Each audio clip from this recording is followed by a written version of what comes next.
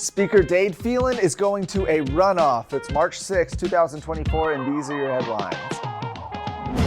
Well, obviously, yesterday was the primary election in Texas. We had a lot to talk about, a lot up at TexasScorecard.com. If you joined us for our live stream last night as we were going through those results, plenty to talk about. We're not going to go through all those results right now, but the biggest story, perhaps, out of the night was the fact that the Speaker of the Texas House, Dade Phelan, will be heading to a runoff after failing to receive the support of a majority of Republican voters in his district.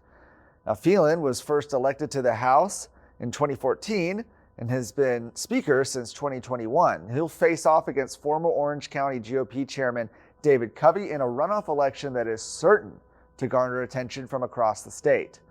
Now, Phelan had been criticized by conservatives for failing to pass conservative priorities, placing Democrats in leadership positions, and leading the charge, of course, to impeach Attorney General Ken Paxton last year.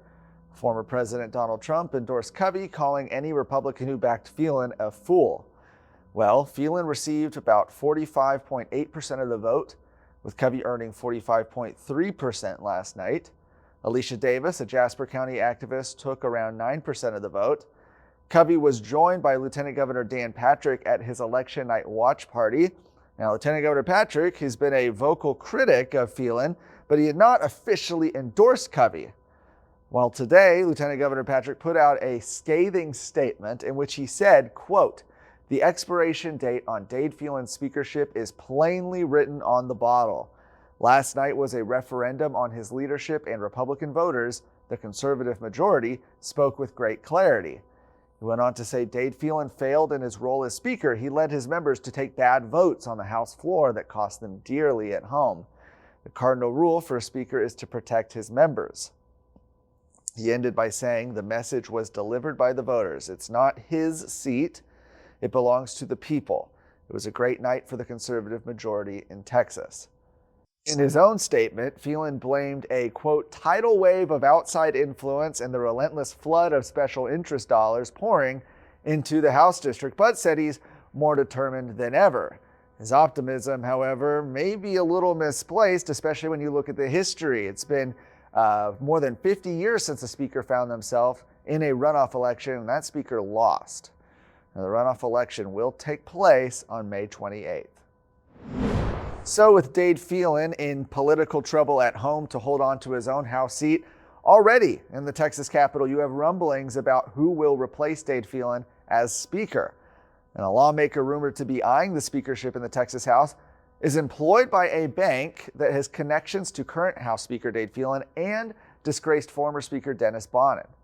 That's State Representative Cody Harris, a Palestine Republican, was first elected to the House in 2018.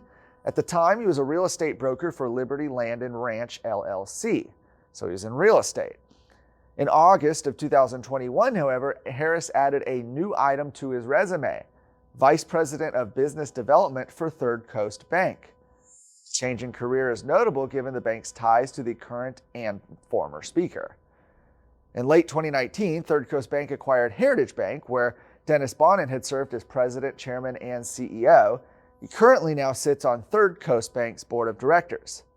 Phelan's brother, Land Phelan, was a director of Third Coast from 2013 until at least 2016.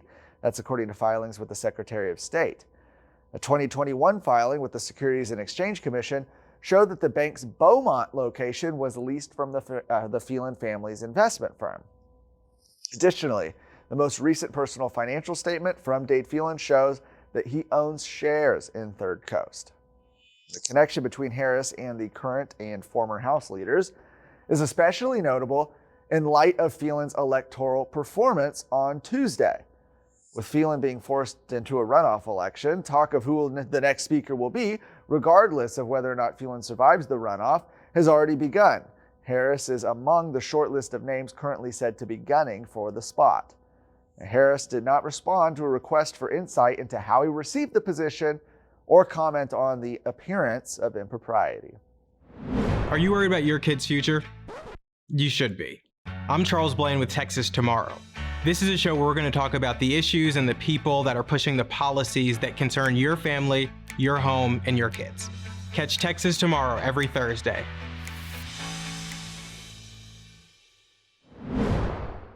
Lastly, Attorney General Ken Paxton filed a lawsuit against Hutto Independent School District, claiming the district used government resources for illegal electioneering, bringing the total number of districts Paxton has sued to 7. According to a release from his office earlier this week, Hutto ISD promoted political policies on its social media and used government resources to do so.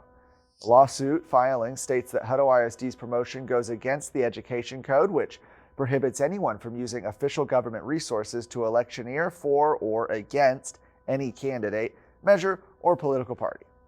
The filing also claims that the school district used public funds for political advertising, prohibited by the Election Code. Hutto ISD's social media post, published on Facebook on February 28, said, "Education is always on the ballot. Vouchers hurt our public schools. For every 100 hippos lost to a voucher," they are the Hutto hippos, by the way, "for every 100 hippos lost to a voucher, Hutto ISD would lose $1.15 million, which could mean a loss of 18 teaching positions or 8 new school buses."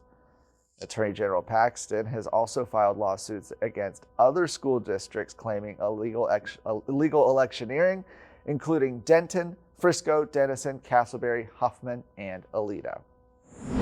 For more of today's stories, go to TexasScorecard.com.